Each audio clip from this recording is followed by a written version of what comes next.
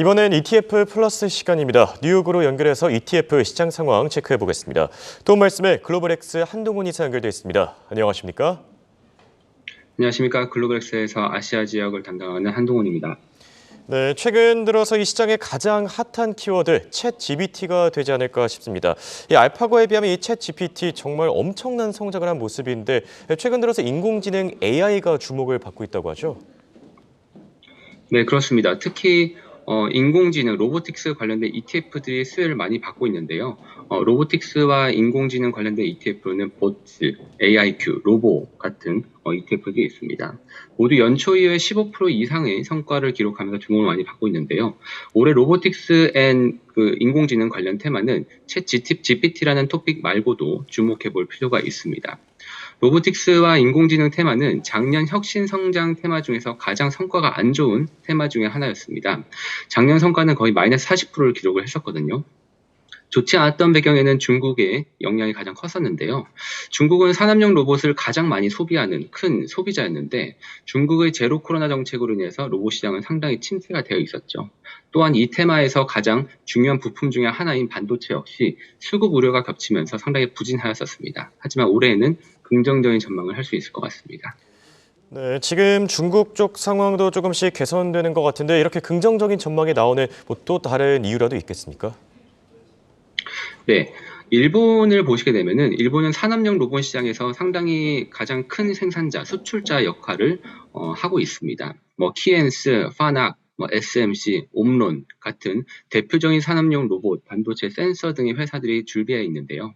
역사적으로 일본의 산업 생산과 글로벌 로봇 수요가 높은 상관관계를 보여왔었습니다. 그런데 일본의 산업 생산이 22년도 5월 달에 저점을 찍고 조금씩 회복하는 추세를 보이고 있는 상황입니다. 또한 올해 중국이 제로 코로나 정책에서 벗어나서 성장 정책을 펼치고 있는데요. 중국의 경제가 회복이 되고 이에 따라서 경기가 활성화함에 따라서 산업용 로봇에 대한 수요 역시 늘어날 것으로 기대를 하고 있습니다.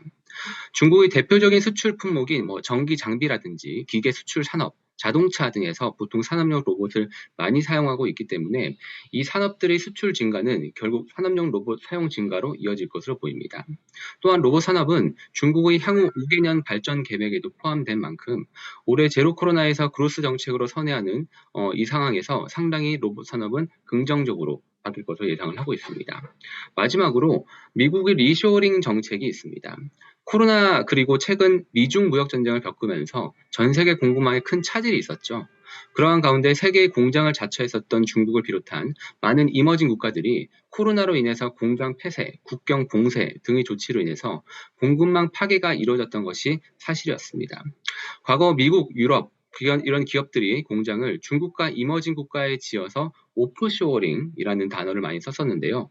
이제는 다시 자국 내로 공장을 돌아오겠다라고 하는 의미인 리쇼어링, 온쇼어링을 많이 고려하고 있습니다.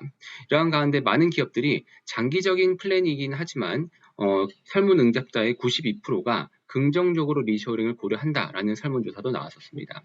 실제로 뉴스와 방송에서도 리쇼어링, 온쇼어링에 대한 그런 언급이 계속적으로 많아지고 있고요.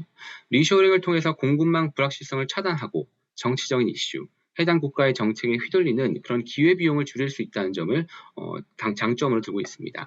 다만 중요한 것은 리쇼어링을 통해서 발생할 자국의 비싼 인건비라든지 비용 대비 효율성을 고려해 볼 경우에는 산업용 로봇을 비롯하여서 서비스 로봇, 로지스틱스 이런 다양한 곳에서 성장하지 않을까라고 생각을 합니다. 특히 최근에는 산업용 로봇을 직접 사기보다는 대여하여서 월 정액으로 렌트하는 서비스를 많이들 하고 있는 추세입니다. 그렇게 될 경우에는 기업들이 초반에 세팅하는 로봇을 사는 그런 세팅 비용을 많이 지불하지 않고도 로봇의 보급화가 많이 될 것이기 때문에 저희가 주목해야 하는 테마가 아닐지 생각합니다. 마지막으로 작년도에 한 해 동안에 큰 조정을 겪었기 때문에 현재 주가가 코로나 시작 단계인 2020년도 2월 수준까지 하락을 하였던 그런 단계이다 보니까 S&P나 나스닥 대비해서도 가격 매력도가 있는 상황입니다. 네, 말씀을 듣다 보니까 확실히 로봇 관련 섹터에 관심이 더 많이 가는 것 같고 이 뜨거운 감재로 떠오를 것 같은데 로봇 산업과 로보틱스 AI와 관련된 ETF도 있겠습니까? 네, 처음에 언급드렸듯이 대표적으로 3개 정도가 있을 것 같습니다. 보츠, 로보, AIQ가 있는데요. 보츠 같은 경우는 현재 규모가 2조 원 수준으로 가장 규모가 큽니다. 산업용 로봇이라든지 비산업용 로봇, 그리고 인공지능 관련 종목 40개에 투자를 하고 있고요. 시가총액 비중으로 투자하는 그런 특징이 있습니다. 보수는 0.68%를 지불하고 있습니다. 그리고 로보 같은 경우는 2013년도에 생긴 가장 오래된 ETF입니다. 종목 수는 80개로 보츠 대비해서는 상당히 조금 브로드하게 투자를 하고 있는 방식이고요. 동일 비중으로 투자하는 방식이 보츠랑 조금 다릅니다. 보수는 0.95%가 되겠습니다.